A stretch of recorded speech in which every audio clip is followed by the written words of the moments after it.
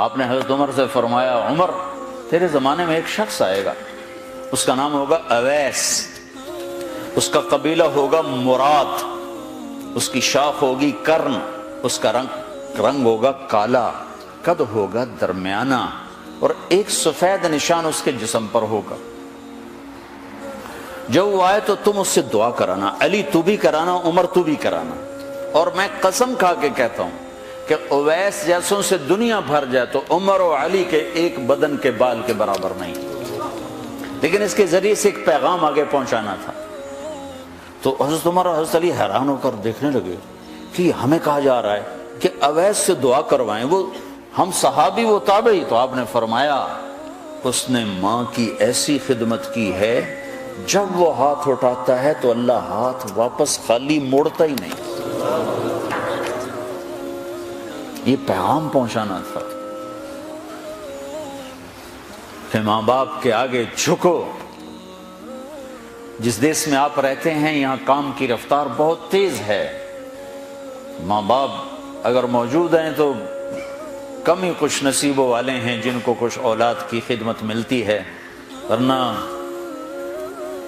دیواروں کے ساتھ ہی زندگی گزر رہی ہوتی ہے۔ تو عمر رضی اللہ عنہ جب خلیفہ بنے تو ہر سال حج کرتے تھے، ہر سال ان کو ڈھونڈواتے۔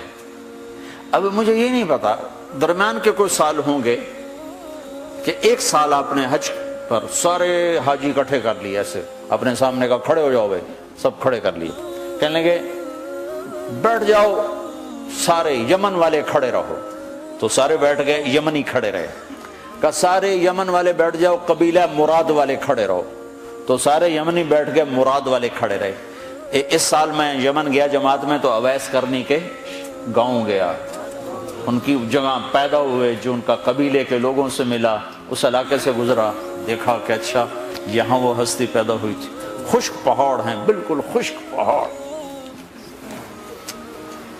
پھر آپ نے کہا مراد والے بیٹھ جاؤ، قرن والے کھڑے رہو، تو صرف ایک آدمی باقی بچا۔ تو آپ نے اس سے پوچھا تم قرنی ہو؟ کہ جی ہاں۔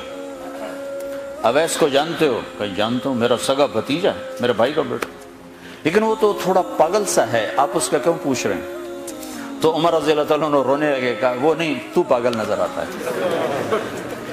پھر آپ نے پوچھا کدھر ہے؟ آیا ہوا ہے حج میں ہے؟ کہ جی ہے۔ کدھر ہے؟ کہ جو اونٹ چرانے نکلا تھا عرفات کی طرف۔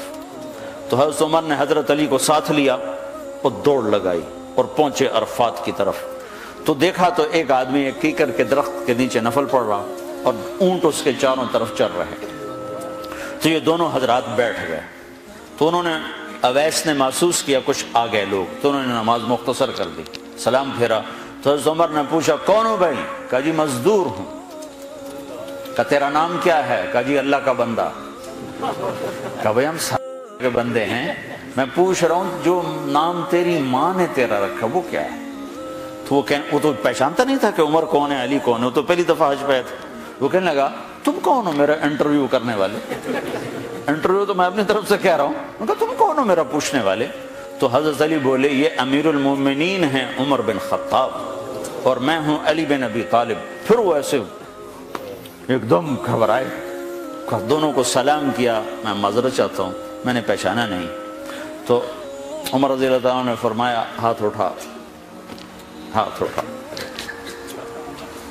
برمنگم والوں کو پیغام پہنچے کہ ماں کی خدمت کیسے کی جاتی، کہ عمر جیسا ہاتھ اٹھوا رہا ہے، علی جیسا، علی جیسا۔ تو وہ کہنے لگے میں آپ کے لیے کیسے ہاتھ اٹھاؤں، میری اوقات ہے کہ میں آپ کے لیے دعا کروں؟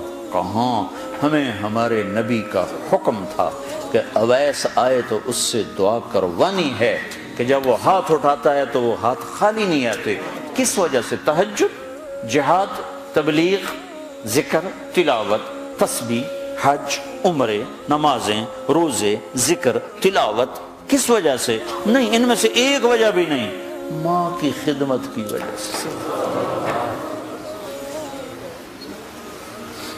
پھر ایک اور جگہ آپ نے فرمایا کہ لوگ جب جنت میں چلیں گے تو اویس بھی چلے گا، جب جنت کے دروازے پر پہنچے گے تو اللہ تعالیٰ فرمائیں گے اویس کو روک لو، باقی کو جانے دو۔ تو اویس گھبرا جائیں گے، کہیں گے یا اللہ مجھے کیوں روک لیا ہے؟ تو اللہ تعالیٰ فرمائیں گے ٹھہر جاؤ، جانے دو ان کو۔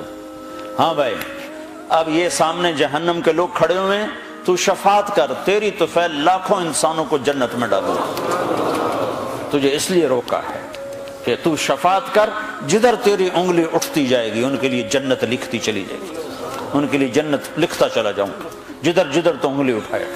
صرف پونڈ ہی سب کچھ نہیں، مائیں بھی بہت کچھ، صرف